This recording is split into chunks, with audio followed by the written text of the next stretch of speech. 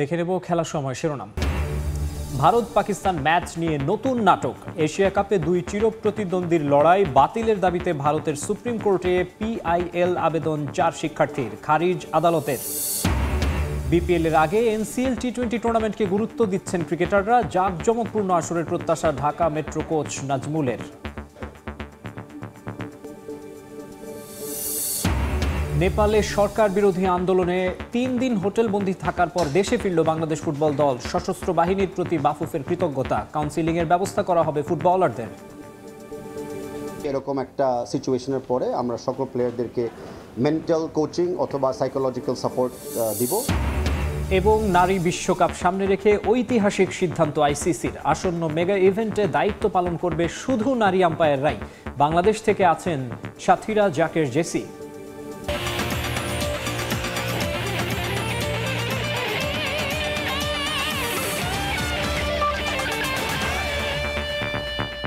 এই মুহূর্তে আবুধাবিতে আছেন রিপোর্টার সাব্বির মিথুন। ম্যাচের সবশেষ খবর জানবো, সরাসরি যুক্ত হচ্ছি তার সঙ্গে। সাব্বির। মাকসুম, আপনি যেমনটা বলছিলেন যে জয়ের সুবাতাস পাচ্ছে, সেই জয় হয়তো এখন সময়ের ব্যাপার। আর 2 রান বাকি বাংলাদেশ দলের একটা আনুষ্ঠানিকভাবে যে প্রথম জয় দিয়ে এশিয়া কাপ শুরু করবে সেই জয়ের। তবে দুশ্চিন্তার বিষয়টা হচ্ছে যে রান রেট। এই ম্যাচের আগে থেকেই অনেক আলোচনা ছিল রান রেটটা একটা বড় ব্যাপার হবে, কারণ প্রথম ম্যাচে আফগানিস্তান এই হংকংয়ের বিপক্ষে যেভাবে বড় ব্যবধানে জয় পেয়েছে, অর্থাৎ 92 রানের যে জয় তাদেরকে নেট রান রেটে এগিয়ে দিয়েছে, সেই রান রেটের কথা মাথায় রেখেই বাংলাদেশ দলকে একটা তাড়া ছিল যে তারা একটা ভালো কিছু করবে বা একটা বড় জয় তুলে নেবে, যাতে সুপার 4-এর যে সমীকরণ, সেই সমীকরণে তারা বেশ ভালোভাবে টিকে থাকতে পারে। তবে আজ আমরা একদম উল্টো চিত্র দেখলাম। বাংলাদেশ দল প্রথম দিকে রান রেট 10 করে রাখলেও পরবর্তীতে যখন লিটন এবং হৃদয় যখন ইনিংস বিল্ড আপের একটা চেষ্টা করলো, তখন আমরা দেখলাম খুবই মন্থর গতির একটা ইনিংস, এবং সেই ম্যাচ শেষ পর্যন্ত এখন 16 ওভারে এসে শেষ হতে যাচ্ছে। অর্থাৎ নেট রান রেটে খুব একটা বাড়তি সুবিধা পেতে যাচ্ছে না বাংলাদেশ। যে সুবিধাটা পেলে হয়তো বাংলাদেশ একটু এগিয়ে থাকতো পরবর্তী যে 2টা ম্যাচ রয়েছে শ্রীলঙ্কা এবং আফগানিস্তানের বিপক্ষে, সেই ম্যাচের আগে। তবে সেই নেট রান রেটের হিসেবটা নিজেদের পক্ষে আনতে না পারলেও অবশেষে বাংলাদেশ দল এই যে জায়েদ ক্রিকেট স্টেডিয়ামে তৃতীয়বারের মতো খেলতে নেমে প্রথমবারের মতো জয় পেয়েছে। সেই সাথে আরেকটু জানিয়ে রাখি, হংকংয়ের বিপক্ষে বাংলাদেশ প্রথমবারের মতো জয় পেল। 2014 সালে বাংলাদেশ তাদের একমাত্র দেখায় এই হংকংয়ের কাছে ঘরের মাঠে হেরেছিল। আজকে কিন্তু সেখান থেকে ঘুরে দাঁড়িয়ে সে স্কোর লাইনটা 1-1 করলো, এবং এই মুহূর্তে যেটা আপনি দেখতে পাচ্ছেন হয়তো আমার পেছনে, যে আরও একটা উইকেটের পতন ঘটলো বাংলাদেশের একদম শেষ মুহূর্তে এসে। এই উইকেটের পতনটাও হয়তো বাংলাদেশ দলের নেট রান রেটের হিসেবটা আরেকটু জটিল করে দিবে, এবং এরপরে আসলে বাংলাদেশ দলের সামনে ওই শ্রীলঙ্কা এবং আফগানিস্তানের বিপক্ষে জয়ের বিকল্প থাকছে না, এবং সেটা না করতে পারলে আসলে গ্রুপ পর্ব থেকেই বাংলাদেশ দলের এই যে এশিয়া কাপ মিশন, সেই এশিয়া কাপ মিশন শেষ হতে পারে। এবং এই চিন্তা হয়তো টিম ম্যানেজমেন্টের কাঁধেও থাকবে। এই ম্যাচ শেষে প্রেস কনফারেন্স রয়েছে, সেই প্রেস কনফারেন্সে আমি এবং অন্য যে গণমাধ্যম কর্মীরা রয়েছে তারা হয়তো নিশ্চয়ই এই ব্যাপারে প্রশ্ন করবে যে বাংলাদেশ দলের উপরে আসলে কি ধরনের পরিকল্পনা নিয়ে তারা খেলতে নেমেছে। এবং এখানে যেহেতু সেকেন্ড ইনিংসে ব্যাট করা কিছুটা সহজ, বোলারদের জন্য কাজটা কঠিন হয়ে যায়, সেক্ষেত্রে বাংলাদেশ দল এই 144 রানের টার্গেটটা আরও একটু আগে কেন তারা করতে পারলো না, বা তাদের মাইন্ডসেটটা কি ছিল। কারণ বাংলাদেশ দল টসে জিতলো, এবং টসে জেতার পরে তাদের পক্ষে যে সিদ্ধান্তটা আসে, অর্থাৎ আগে ফিল্ডিংয়ের সিদ্ধান্ত, সেই আগে ফিল্ডিংয়ের সিদ্ধান্ত নেওয়ার পরেই কিন্তু তারা এই ম্যাচে তারা খেলতে নেমেছে। এবং তারপরে কিন্তু তারা এই যে রানটা তারা করতে নামবে, সেটাও কিন্তু খুব আহামরি বেশি ছিল না। সেই আহামরি রান না থাকার পরেও আসলে তারা যেভাবে ব্যাটিং করলো, সেটা আসলে প্রশ্ন জাগাবে যে বাংলাদেশ দলের আসলে এই এশিয়া কাপে নিজেদের মাইন্ডসেটটা বা লক্ষ্যটা কি, এবং তারা আসলে কোন উদ্দেশ্যে এই টুর্নামেন্টে খেলবে। এরপরে আপনার সামনে যখন বড় দুটো অপোনেন্ট থাকবে, অর্থাৎ শ্রীলঙ্কা এবং আফগানিস্তানের মতন দুটো দল, তখন আসলে এই হংকং ম্যাচ, যেটা আসলে তুলনামূলক কিছুটা সহজ প্রতিপক্ষ, সেখানে আসলে আপনি নিঃসন্দেহে চাইবেন একটা বড় জয় তুলে নিতে। সেই সাথে আমি যদি আজকের একাদশের কথা বলি, সেখানেও আসলে বাংলাদেশ দল একটা ডিফেন্সিভ মাইন্ডসেটে খেলেছে। বাংলাদেশ দল আজকে রিশাদ হোসেনকে খেলিয়েছেন, যার সাম্প্রতিক পারফরমেন্স খুব একটা ভালো ছিল না। এই মাঠে হয়তো নাসুম আহমেদের মতন একটা ফিঙ্গার স্পিনার খুব একটা বাড়তি সহযোগিতা করতে পারতো দলের হয়ে। তার পাশাপাশি তাওহিদ হৃদয়, যিনিও আসলে খুব একটা ভালো ছন্দে নেই, সেই হৃদয়কেও আসলে টিম ম্যানেজমেন্ট খেলিয়েছে। হয়তোবা হংকংয়ের বিপক্ষে সে কিছুটা রান পাবে, সে রান পেয়েছে, তবে তার এই ইনিংসটা আসলে দলের উপকারে কতটুকু লেগেছে সেটাও একটা প্রশ্ন। পাশাপাশি লিটন কুমার দাস যখন 50 তুলে নিয়েছেন তারও আসলে একটা ভালো বুস্ট আপ হবে। এবং এই মুহূর্তে শুধুমাত্র এই মুহূর্তে আপনি পেছনে দেখবেন আমার জায়ান্ট স্ক্রিনে বাংলাদেশ দল নিজেদের প্রথম জয় তুলে নিল এবং নেট রানেতে হয়তো পিছিয়ে থাকার জন্য গ্রুপের 2 নম্বরে থাকবে। তবে এই জয়টা আসলে নিঃসন্দেহে বাংলাদেশ দলকে বুস্ট আপ করবে। দর্শক দুঃখিত। এবং এই জয়ের মাধ্যমে বাংলাদেশ দল তাদের এশিয়া কাপ মিশনটা যেভাবে শুরু করতে পারতো তেমন ভাবেই শুরু করলো এবং বাংলাদেশ দলকে অভিনন্দন, কারণ একটা সহজ ম্যাচ তারা কিছুটা কঠিন করে জিতলেও অবশেষে এশিয়া কাপের শুরুটা সেই প্রত্যাশিতভাবেই হয়েছে। বাংলাদেশ দল এশিয়া কাপের শুরুটা বেশ ভালোভাবেই করেছে। এখানে প্রবাসী কিছু সমর্থকদের আমরা দেখেছি তারা আসলে একটা বড় আশা নিয়ে এসেছিলেন যে বাংলাদেশ দল ভালো একটা কিছু করবে এবং সেই ভালো কিছুর মাধ্যমে আসলে জয়ের মাধ্যমে বাংলাদেশ দল এই টুর্নামেন্টের শুরুটা করলো। এবং আরেকটা বিষয় যেটা আসলে খুব প্রশ্ন জাগাচ্ছে সেটা হচ্ছে তাওহিদ হৃদয়, লিটন কুমার দাসদের ব্যাটিং। সম্প্রতি বাংলাদেশ দল জুলিয়ান উডকে এনেছিলেন পাওয়ার হিটিং শেখাতে। আমরা দেখেছি নেদারল্যান্ড সিরিজে খুব একটা তার ব্যত্যয় ঘটেনি, তারা ব্যাটসম্যানের চেষ্টা করেছে বড় শট খেলতে এবং ছক্কা মারাতেও বাংলাদেশ একটা রেকর্ডের ভিতরে ছিল। তবে আজকে কিন্তু জুলিয়ান উড যাওয়ার পরে তাদের সেই পাওয়ার হিটিং অ্যাবিলিটিটাকেও আমরা চলে যেতে দেখেছি। বাংলাদেশ দল খুবই ডিফেন্সিভ মাইন্ডসেটে খেলেছে, যদিও বা সেকেন্ড ইনিংসে হংকংয়ের বোলারদের জন্য কাজটা বেশ কঠিনই ছিল এবং হংকংয়ের বোলারদের যে মান তাতে আসলে বাংলাদেশ দল যদি এই টুর্নামেন্টের শিরোপা জয়ের লক্ষ্যে থাকে তাহলে আসলে তাদেরকে আরো ভালো ব্যাটিং করতে হতো। তবে সেই ভালো ব্যাটিংটা আমরা করতে দেখিনি। জুলিয়ান উডের মাধ্যমে বাংলাদেশ দল কি শিখলো কিংবা তারা এই টুর্নামেন্টে সেই পাওয়ার হিটিং এর কতটুকু কাজে লাগালো সেটাও হয়তো প্রেস কনফারেন্সে প্রশ্ন উঠবে এবং টিম ম্যানেজমেন্ট সেটার উত্তর দেওয়ার চেষ্টা করবে। তবে আপাতত এতটুকুই স্বস্তির বিষয় যে বাংলাদেশ দল একটা জয় দিয়ে এশিয়া কাপের টুর্নামেন্টটা শুরু করলো। এখন দেখার বিষয় পরবর্তী দুই যে বিগ জায়ান্ট আফগানিস্তান এবং শ্রীলঙ্কা তাদের বিপক্ষে কেমন করে এবং এই এশিয়া কাপের গ্রুপ অফ ডেথ থেকে বাংলাদেশ দল সুপার ফোরে যেতে পারে কিনা। সংযুক্ত আরব আমিরাত থেকে এখন পর্যন্ত এই ম্যাচ নিয়ে আমার কাছে এই ছিল সবশেষ। হংকংকে 7 উইকেটে হারিয়ে এশিয়া কাপে শুভ সূচনা করেছে বাংলাদেশ। আমাদের সঙ্গে শেখ জায়েদ আবুধাবি স্টেডিয়াম থেকে যুক্ত হয়েছিলেন সাব্বির মিথুন এবং ম্যাচ অ্যানালাইসিস শুনছিলেন তার কাছ থেকে। এদিকে আগামী রোববার অনুষ্ঠেয় এশিয়া কাপে ভারত পাকিস্তান ম্যাচ নিয়ে নতুন নাটক তৈরি হয়েছে। দুই চিরপ্রতিদ্বন্দ্বীর হাই ভোল্টেজ এই ম্যাচ বাতিলের দাবিতে ভারতের সুপ্রিম কোর্টে পাবলিক ইন্টারেস্ট লিটিগেশন আবেদন করেছেন দেশটির আইন বিভাগের 4 শিক্ষার্থী।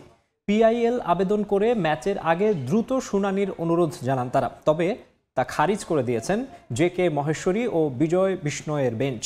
দুই বিচারক খেলাধুলার সঙ্গে রাজনীতি না মেলানোর অনুরোধ করেন শিক্ষার্থীদের। এদিকে বিতর্ক দূরে ঠেলে এটাকে বড় কোনো ইস্যু তৈরি না করে বরং টিম ইন্ডিয়াকে শিরোপা ধরে রাখার মিশনে মনোযোগ দেওয়ার অনুরোধ জানিয়েছেন বিশ্বকাপ জয়ী অধিনায়ক কপিল দেব। ভারত পাকিস্তান রাজনৈতিক দ্বন্দ্বের জেরে এশিয়া কাপ মাঠে গড়ানো নিয়ে ছিল নানা অনিশ্চয়তা। গত এপ্রিলে পেহেলগামে সন্ত্রাসী হামলা ও অপারেশন সিঁদুরের পর তা আরও ভয়াবহ রূপ নেয়। সে ঘটনাকে কেন্দ্র করে কদিন আগে ইংল্যান্ডে সাবেক ক্রিকেটারদের অংশগ্রহণে অনুষ্ঠিত একটি আসর থেকেও নাম প্রত্যাহার করে নিয়েছিলেন হরভজন সিং, শিখর ধাওয়ানরা। শহীদ আফ্রিদিদের বিপক্ষে ম্যাচ খেলতে অস্বীকৃতি জানিয়েছিলেন তারা। বর্তমান দলের ক্রিকেটারদেরও পাকিস্তানের বিপক্ষে সব ধরনের ম্যাচ না খেলার আহ্বান জানিয়েছিলেন তারা। তবে নানা চড়াই উতরাই পেরিয়ে অবশেষে আয়োজক ভারত হলেও সংযুক্ত আরব আমিরাতে গত 9 সেপ্টেম্বর মাঠে গড়ায় এশিয়ার ক্রিকেটের শ্রেষ্ঠত্বের আসর এশিয়া কাপ। আসর মাঠে গড়ালেও নতুন বিড়ম্বনায় পড়েছেন আয়োজকরা। এবার ভারত পাকিস্তান ম্যাচ নিয়ে শুরু হয়েছে নতুন নাটক। রাজনৈতিক অস্থিরতার কারণে 2013 সালের পর থেকে বন্ধ দুদেশের দ্বিপাক্ষিক সিরিজ।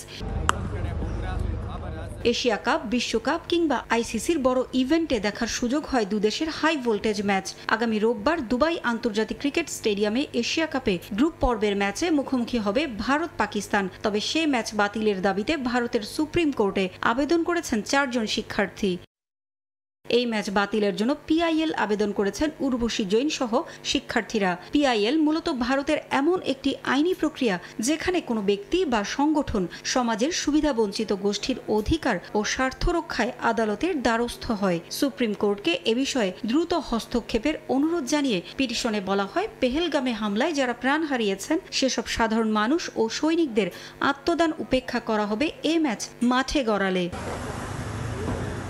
ভবিষ্যতে এসব বিষয় দ্রুত সিদ্ধান্ত নিতে ন্যাশনাল স্পোর্টস গভর্নেন্স অ্যাক্ট 2025 দ্রুত কার্যকরের অনুরোধ জানান তারা। ম্যাচের আগে ভারতের সুপ্রিম কোর্টে এ বিষয়ে শুনানি হওয়ার কথা ছিল, তবে জরুরি ভিত্তিতে শুনানির জন্য রাজি হয়নি আদালত। দুই বিচারক শিক্ষার্থীদের অনুরোধ জানিয়ে বলেছেন, মাঠের ক্রিকেট মাঠেই রাখা উচিত, এটা তো শুধু একটি খেলা, এটার সঙ্গে রাজনীতিকে না জড়ানোর পরামর্শ তাদের। আদালত আবেদন খারিজ করে দেওয়ার দিনে ক্রিকেটারদেরও এসব বিতর্ক ভুলে মাঠের পারফরমেন্সে মনোযোগ দেওয়ার আহ্বান জানিয়েছেন 1983 সালে ভারতকে বিশ্বকাপ উপহার দেয়া অধিনায়ক কপিল দেব। ক্রিকেটারদের কাজ মাঠে পারফর্ম করা, তাদের সেটাই করা উচিত। সরকার তার কাজ করছে, ক্রিকেটারদেরও মাঠের কাজ ঠিকমতো চালিয়ে যাওয়া উচিত বলে আমি মনে করি। কোনোভাবেই এটা নিয়ে বড় ইস্যু তৈরি করে মাঠের পারফরমেন্স থেকে মনোযোগ সরানো ঠিক হবে না। এশিয়া কাপের আরও খবর জানাবো। ওমানের বিপক্ষে ম্যাচ দিয়ে এশিয়া কাপ মিশন শুরু করতে যাচ্ছে পাকিস্তান ক্রিকেট দল। অন্যদিকে এশিয়ার ক্রিকেট শ্রেষ্ঠত্বের আসরে অভিষেক হবে ওমানের। দুবাই আন্তর্জাতিক স্টেডিয়ামে ম্যাচ শুরু হবে শুক্রবার রাত 8:30টায়। এশিয়া কাপের আগে শারজায় আফগানিস্তান ইউএইকে নিয়ে খেলা ত্রিদেশীয় সিরিজে চ্যাম্পিয়ন হয়েছে পাকিস্তান। দলের ক্রিকেটাররাও আছেন ছন্দে। রোববার ভারতের বিপক্ষে হাই ভোল্টেজ দ্বৈরথের আগে ওমানের বিপক্ষে ম্যাচটা হতে যাচ্ছে গা গরমের।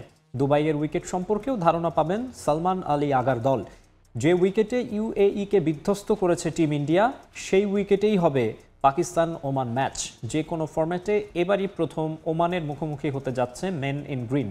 অবশ্য সম্প্রতি খুব একটা স্বস্তিতে নেই ওমান ক্রিকেট। 2024 টি-20 বিশ্বকাপের বকেয়া পারিশ্রমিক দাবি করে পুরানো অনেক খেলোয়াড়ই দলে নিজের জায়গা হারিয়েছেন। অনেকটা নতুন দল নিয়ে প্রথম এশিয়া কাপ খেলতে এসেছে ওমান। ক্রিকেটের আরও খবর। বিপিএল এর আগে এনসিএল টি-20 টুর্নামেন্ট বিশেষ গুরুত্বপূর্ণ, তাই বৃষ্টির মৌসুম হলেও মানিয়ে নিয়ে খেলতে হবে ক্রিকেটারদের, এমনটা মনে করেন ঢাকা মেট্রোর কোচ নাজমুল হোসেন। অনেক প্রতিবন্ধকতা থাকলেও এই আসরটি জাঁকজমকপূর্ণ হবে বলে প্রত্যাশা তার। নিজের দল ঢাকা মেট্রো নিয়ে আশাবাদী এই কোচ। এই টুর্নামেন্টের মাধ্যমে মুশফিক, রিয়াদদের কাছ থেকে তরুণরা অনেক কিছু শিখতে পারবে বলে মনে করেন নাজমুল। মাঠে গড়ানোর অপেক্ষায় জাতীয় ক্রিকেট লিগ টি-20 টুর্নামেন্টের দ্বিতীয় আসর। শেষ মুহূর্তের প্রস্তুতি নিচ্ছে দলগুলো। নাইম শেখের নেতৃত্বে মাঠে নামবে ঢাকা মেট্রো। রাজশাহী যাওয়ার আগে ঢাকায় শেষ সময়ের মতো ঝালিয়ে নিচ্ছেন ক্রিকেটাররা। কোচ নাজমুল হোসেন গুছিয়ে নিচ্ছেন নিজের সেরা একাদশ।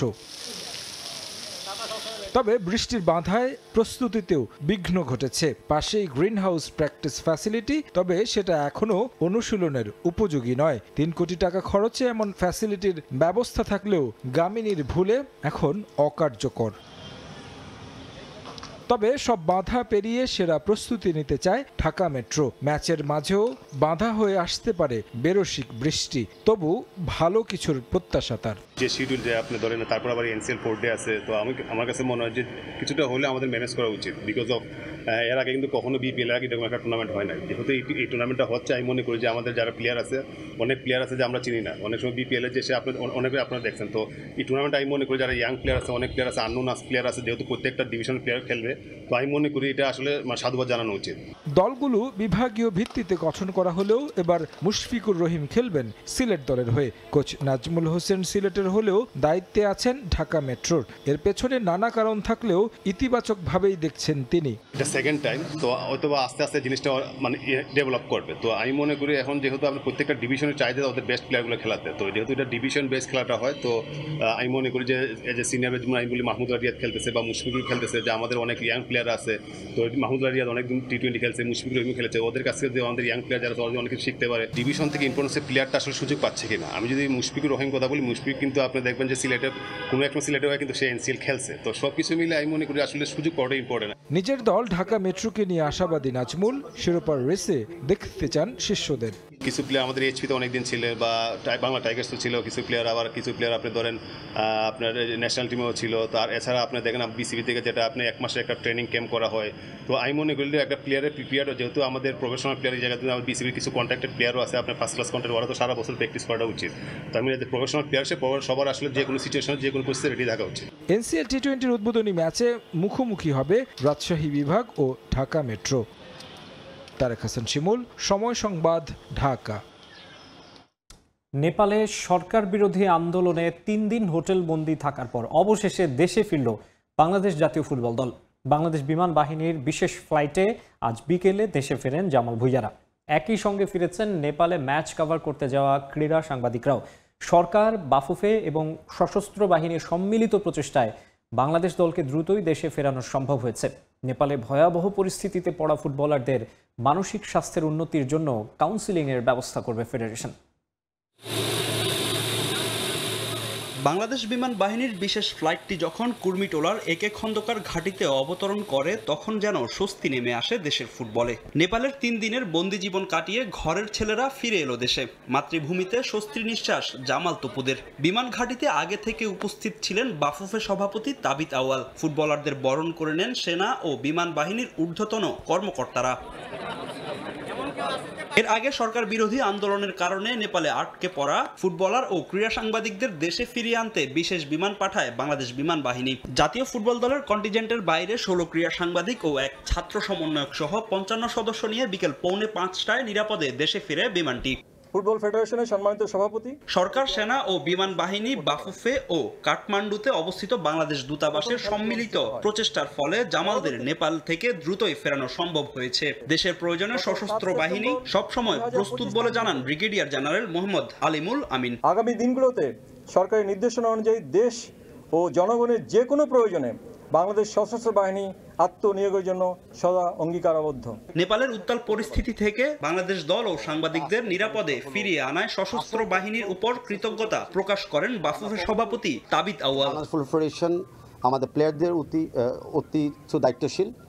আমি মনে করি আমাদের বাংলাদেশ এয়ারফোর্স বা বাংলাদেশ মিলিটারি আর্মি প্রমাণ করে দিয়েছে যে যে কোনো জায়গায় যে কোনো সময় কোনো বাংলাদেশি যদি স্ট্যান্ডার্ড অবস্থায় থাকে, ওয়েদার ইট বি কোনো একটা পলিটিক্যাল কারণে হোক, ন্যাচারাল ডিজাস্টার কারণে হোক বা কোনো কারণে হোক, ওনারা ইমিডিয়েট প্রস্তুত আছে যে কোনো মুহূর্ত মোকাবেলা করার জন্য। কাঠমান্ডুতে ভয়াবহ অভিজ্ঞতার সাক্ষী হয়েছেন জামাল ভুঁইয়ারা। টিম হোটেলেও আক্রমণ চালায় আন্দোলনকারীরা। ফুটবলারদের মানসিক স্বাস্থ্যে যা ফেলতে পারে প্রভাব। তাই অক্টোবরে হতে যাওয়া হংকং ম্যাচের আগে ফুটবলারদের মানসিক স্বাস্থ্যের উন্নতিতে কাউন্সিলিং এর ব্যবস্থা করবে বাফুফে। এরকম একটা সিচুয়েশনের পরে আমরা সকল প্লেয়ারদেরকে মেন্টাল কোচিং অথবা সাইকোলজিক্যাল সাপোর্ট দিব। যাদের যাদের লাগে তারা অবশ্যই পাবে, আর যাদের লাগে না তাদেরকে আমরা অ্যাসেসমেন্ট তাও করব ফর দেয়ার সাইকোলজিক্যাল ওয়েলবিইং। তার সাথে এরকম একটা ট্রমার সময় অনেক ফিজিক্যাল ইনজুরিও হয়, যেটা অনেক সময় বোঝা যায় না বিকজ অফ দ্য ইনিশিয়াল শক। তো আমরা ওই ফিজিক্যাল ইনজুরির জন্য আমরা কিন্তু প্রস্তুতি নিয়েছি। নেপালে 2টি ম্যাচ খেলার কথা থাকলেও মাত্র 1টি ম্যাচ খেলেই দেশে ফিরতে হয়েছে জামাল ভুঁইয়াদের। বিক্ষোভের কারণে বাকি ম্যাচটি বাতিল করে অল নেপাল ফুটবল অ্যাসোসিয়েশন। শঙ্কা ও উৎকণ্ঠা কাটিয়ে দেশে ফিরল বাংলাদেশ ফুটবল দল। নেপালে যে ভয়াবহ পরিস্থিতির মধ্যে পড়েছিল জামালরা, হংকং ম্যাচের আগে সেই পরিস্থিতি থেকে ফুটবলারদের মনস্তাত্ত্বিক যে বিষয়টি তা কাটিয়ে তুলতে বিশেষ ব্যবস্থা নেবে বাফুফে। বিমানবন্দর থেকে ফাহিম ইসলাম, সময় সংবাদ, ঢাকা। আবারও ক্রিকেট প্রসঙ্গ। নারী বিশ্বকাপ সামনে রেখে ঐতিহাসিক এক সিদ্ধান্ত নিল আইসিসি। কেবল নারী আম্পায়ারদের নিয়ে মেগা ইভেন্টের প্যানেল সাজিয়েছে ক্রিকেটের নিয়ন্ত্রক সংস্থা। আর সেই এলিট তালিকায় রয়েছেন বাংলাদেশি আম্পায়ার সাথীরা জাকির জেসিও। ভারতের বেঙ্গালুরুতে মেয়েদের ওয়ানডে বিশ্বকাপের পর্দা উঠবে 30 সেপ্টেম্বর। আসর সামনে রেখে 14 জন আম্পায়ার ও 4 জন ম্যাচ রেফারির নাম ঘোষণা করা হয়েছে, যেখানে সবাই নারী। আর এর আগে টি-20 বিশ্বকাপে হয়েছিল এমনটা। প্রথমবারের মতো 50 ওভার ওয়ার্ল্ড কাপে একই ঘটনার সাক্ষী হতে যাচ্ছেন দর্শকরা। 18 জনের তালিকায় রয়েছেন বাংলাদেশি আম্পায়ার সাথীরা জাকির জেসি। অনূর্ধ্ব-19 নারী টি-20 বিশ্বকাপে আম্পায়ারিংয়ের অভিজ্ঞতার পর এবার সিনিয়র পর্যায়ে ইতিহাসের অংশ হতে যাচ্ছেন জেসি। সবশেষ সিলেটে নেদারল্যান্ডসের বিপক্ষে টাইগারদের 3 ম্যাচ টি-20 সিরিজে রিজার্ভ আম্পায়ার হিসেবে দায়িত্ব পালন করেছেন নারী দলের সাবেক এই ক্রিকেটার। দেশের বাইরে ফ্র্যাঞ্চাইজি লিগ খেলতে বিসিবির অনাপত্তিপত্র চেয়েছেন তাইজুল ইসলাম ও মোস্তাফিজুর রহমান। দক্ষিণ আফ্রিকার ফ্র্যাঞ্চাইজি লিগে আগ্রহ দেখিয়েছেন 23 বাংলাদেশি ক্রিকেটার, যার মধ্যে নিলামে নাম ছিল মোস্তাফিজ ও তাইজুলের। মোস্তাফিজ দল না পেলেও প্রথম বাংলাদেশি ক্রিকেটার হিসেবে দল এসএ টি-20তে পেয়েছেন তাইজুল। বাংলাদেশি মুদ্রায় প্রায় 35 লাখ টাকায় এই স্পিনারকে নিয়েছে ডারবান সুপার জায়ান্টস। দেশের বাইরে যা তাইজুলের প্রথম ফ্র্যাঞ্চাইজি লিগ হতে যাচ্ছে।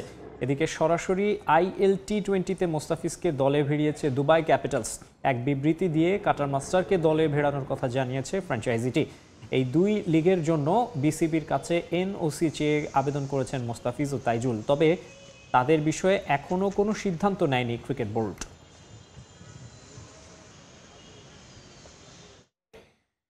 Ricky Ponting, Jacques Kallis, Dale স্টেইনদের নিয়ে একবিংশ শতাব্দীর সেরা টেস্ট একাদশ প্রকাশ করেছে ক্রিকেটের বাইবেল খ্যাত উইজডেন। গত 25 বছরে ক্রিকেটে দুর্দান্ত পারফর্ম করা ক্রিকেটাররা রয়েছেন সেই তালিকায়, যেখানে সর্বোচ্চ 5 জন অস্ট্রেলিয়ার, 4 জন সাউথ আফ্রিকার ও 2 জন ভারতীয় ক্রিকেটার রয়েছেন। 2 দশকের পারফরমেন্স বিবেচনায় একাদশে সুযোগ হয়নি কোনো ইংলিশ ক্রিকেটারের। ক্রিকেটের বাইবেল খ্যাত মর্যাদাপূর্ণ ম্যাগাজিন উইজডেন এবার একবিংশ শতাব্দীর সেরা টেস্ট একাদশ প্রকাশ করেছে তারা, যেখানে সর্বোচ্চ 5 জন অস্ট্রেলিয়ার, 4 জন সাউথ আফ্রিকার ও 2 জন ভারতীয় ক্রিকেটার রয়েছেন। লাল বলের বিশ্বসেরা একাদশের ওপেনিংয়ে জায়গা করে নিয়েছেন ভারতের সেরা ব্যাটার বীরেন্দ্র সেহবাগ ও সাউথ আফ্রিকার গ্রেহাম স্মিথ। বিধ্বংসী ব্যাটিংয়ে সবার নজর কাড়া সেহবাগ সাদা পোশাকে মোট 104টি ম্যাচ খেলেছেন, যেখানে 49.34 গড়ে করেছেন 8,586 রান। এক ইনিংসে সর্বোচ্চ 319 রান রয়েছে সেহবাগের। সাবেক ইংলিশ ওপেনার অ্যালিস্টার কুক ও অস্ট্রেলিয়ার সাবেক ব্যাটার ম্যাথিউ হেডেনের সঙ্গে প্রতিদ্বন্দ্বিতা করে সেরা ওপেনারে জায়গা করে নিয়েছেন এই ভারতীয়। সেহবাগের সঙ্গে ওপেনিংয়ে জায়গা করে নেওয়া আরেক সাবেক প্রোটিয়া গ্রেহাম স্মিথ 117 ম্যাচ খেলে করেছেন 9,265 রান। এক ইনিংসে তার সর্বোচ্চ 277 রান। টেস্ট ক্যারিয়ারে 27টি শতক ও 38টি 50 রয়েছে তার। টপ অর্ডারে জায়গা করে নিয়েছেন রিকি পন্টিং। 168 ম্যাচে 13,378 রান নিয়ে টেস্ট ইতিহাসে সর্বোচ্চ রান সংগ্রাহকের তালিকায় 3-এ আছেন পন্টিং। 1995 সালে সাদা পোশাকে ক্রিকেট শুরু করেন এই অজি ব্যাটার। অস্ট্রেলিয়াকে 2টি অ্যাশেজ জয়ে সাহায্য করেছেন পন্টিং। টেস্টে 10,000 রান স্পর্শ করা স্টিভেন স্মিথ আছেন সেরা একাদশে। অস্ট্রেলিয়াকে বেশ কিছু গুরুত্বপূর্ণ ম্যাচ জেতানোর নায়ক তিনি। 56.2 গড়ে 10,477 রান রয়েছে তার। সর্বোচ্চ 239 রানের ইনিংস ছাড়াও 36টি সেঞ্চুরি এবং 43টি 50 রয়েছে স্মিথের। অলরাউন্ডিং পারফরমেন্সের কারণে সুনাম কুড়ানো জ্যাক ক্যালিস জায়গা করে নিয়েছেন অলরাউন্ডার হিসেবে। 54 রান দিয়ে 6 উইকেট তার সেরা বোলিং ফিগার। মিডল অর্ডারে জ্যাক ক্যালিসের সঙ্গে জুটিতে রয়েছেন একবিংশ শতাব্দীর আরেক প্রোটিয়া এবি ডিভিলিয়ার্স। মাত্র 114 ম্যাচে 50.66 গড়ে 8,765 রান রয়েছে তার। আর উইকেট রক্ষক হিসেবে একাদশের সুযোগ পেয়েছেন অ্যাডাম গিলক্রিস্ট। বোলিংয়ে পেসার হিসেবে রয়েছেন সাউথ আফ্রিকার ডেল স্টেইন। গতি, লেন্থ আর সুইংয়ের কারণে বিশ্বসেরা পেসারের খ্যাতি রয়েছে তার। লাল বলে তার শিকার 439 উইকেট। টেস্টে 5 বার 10 উইকেট নেয়ার রেকর্ড রয়েছে তার। আর মোট 26 বার ফাইফার আদায় করেছেন সাবেক এই প্রোটিয়া। পেস ইউনিটে জায়গা করে নিয়েছেন অস্ট্রেলিয়ার পেট কামিন্স এবং জসপ্রীত বুমরাহ। এছাড়া একমাত্র স্পিনার হিসেবে মুরালীধরন, নাথান লায়নের সঙ্গে প্রতিদ্বন্দ্বিতা করে একাদশে সুযোগ পেয়েছেন শেন ওয়ার্ন। রিফাতুল ইসলাম মিরন, সময় সংবাদ। বিশ্বের হাই প্রোফাইল ফুটবলারদের কাছে মানসিক স্বাস্থ্য এখনও একটা ট্যাবু মাত্র। তাদের উচিত খেলার পাশাপাশি মেন্টাল হেলথ নিয়ে সচেতন হওয়া। ফ্রান্সের জনপ্রিয় ম্যাগাজিন লেকিপে দেয়া এক সাক্ষাৎকারে এমন মন্তব্য করেছেন ফ্রেঞ্চ ফরওয়ার্ড কিলিয়ান এমবাপে। ব্যস্ত সূচি থাকলেও ফুটবলারদের বিশ্রামের বিষয় নিয়েও সচেতন হওয়া উচিত বলে মনে করেন তিনি। শুধু তাই নয়, ম্যাচ হারলেই সমালোচনা করে মানসিক চাপ না বাড়ানোর অনুরোধ করেন এই রিয়াল মাদ্রিদ তারকা।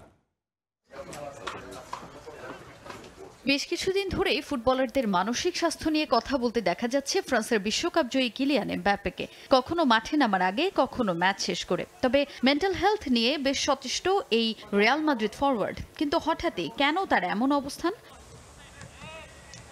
ক্লাব ফুটবলে মৌসুম শেষের পরে ক্লাব বিশ্বকাপের তোড়জোড়। বড় আসরে বড় প্রত্যাশা থাকে দলগুলোকে নিয়ে। নতুন মৌসুমে মাঠে নামার আগেও বিশ্রামের খুব একটা সময় পায়নি দলগুলো।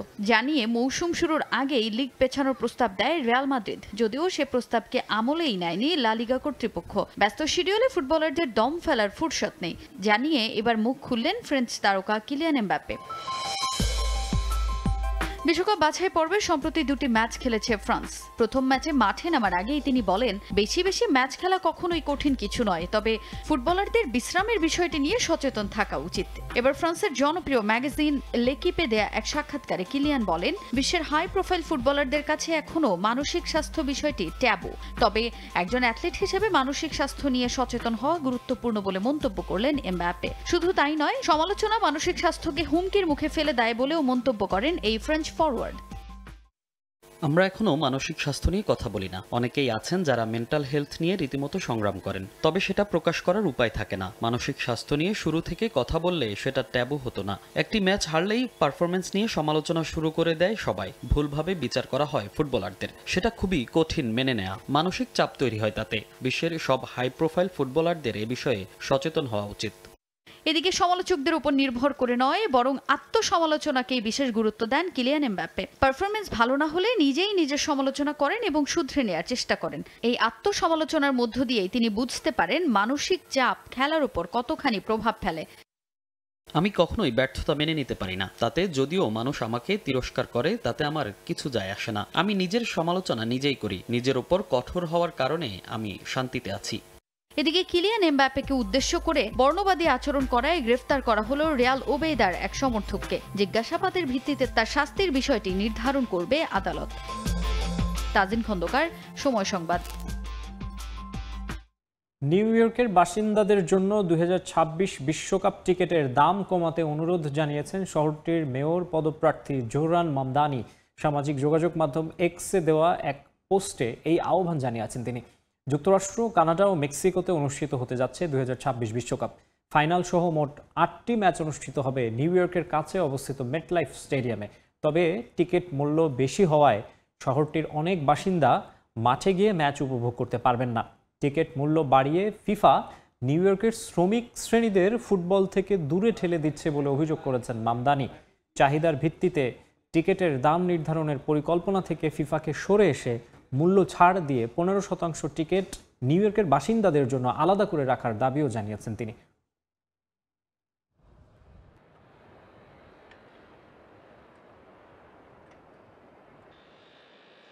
পর্তুগালের ফুটবলে অনন্য অবদান রাখায় এবার দেশটির সর্বকালের সেরার খেতাব পেলেন ক্রিস্টিয়ানো রোনালদো। লিগা পর্তুগালের পক্ষ থেকে রনকে দেয়া হলো এই পুরস্কারটি। দেশের পক্ষ থেকে এমন পুরস্কার পাওয়াকে বিশেষ সম্মানের বললেন রোনালদো।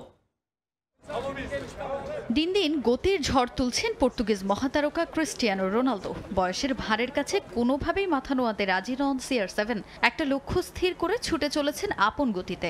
1000 গোলের মাইল ফলক স্পর্শ করার এই যাত্রায় সঙ্গী করছেন রেকর্ডের পর রেকর্ড।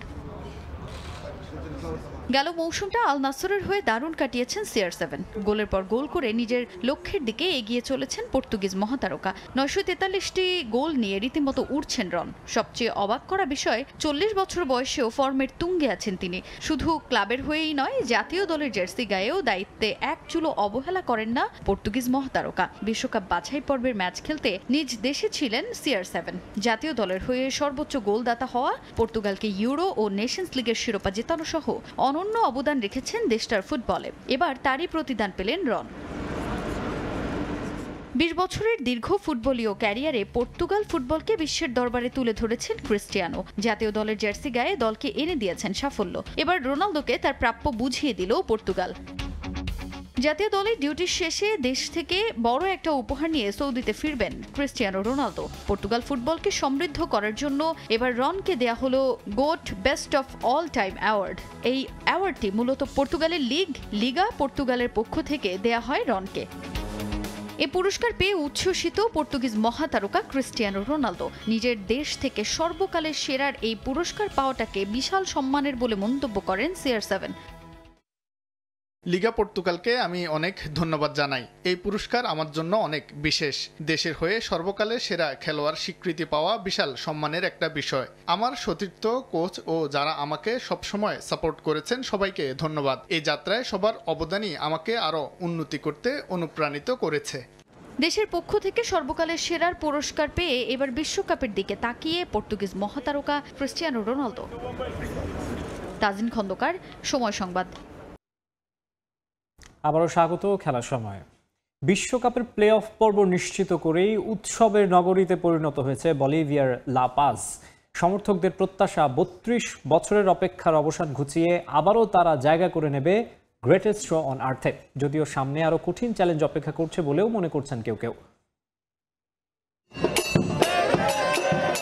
বলিভিয়ানদের এই উৎসব দেখে অনেকেই ভেবে বসতে পারেন বিশাল কিছু অর্জন করেছে তারা, যদিও সেই পথ এখনো মেলা দূর। আপাতত বিশ্বকাপের প্লে অফ পর্ব নিশ্চিত হয়েছে, তাও আবার 5 বারের চ্যাম্পিয়ন ব্রাজিলকে হারিয়ে। তাই এই বাঁধ ভাঙা উল্লাস।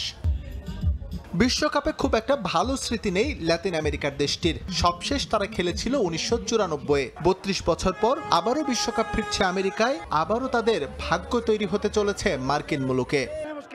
আমি খুবই খুশি। এই অনুভূতি ভাষায় প্রকাশ করার মতো না। আমি দলের সবাইকে ধন্যবাদ জানাতে চাই এজন্য। তাদের জন্যই আবারও বিশ্বকাপে খেলার পরিস্থিতি তৈরি হয়েছে। আসলে আমরা এটার যোগ্য।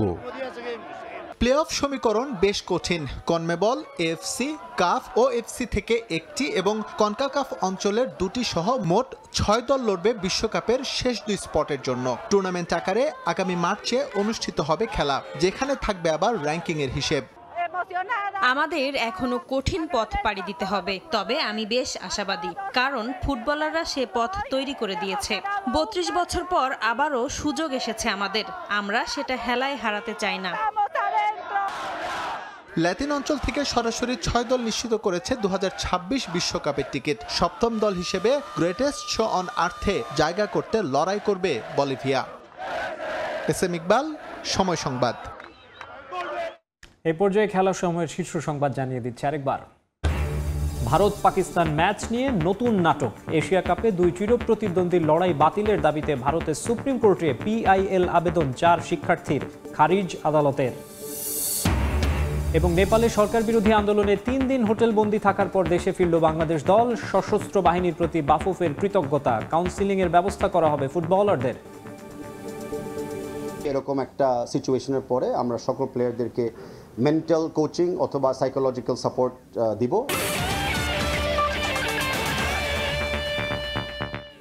এই ছিল খেলার সময়ের এখনকার আয়োজনে। সঙ্গেই থাকুন সময়।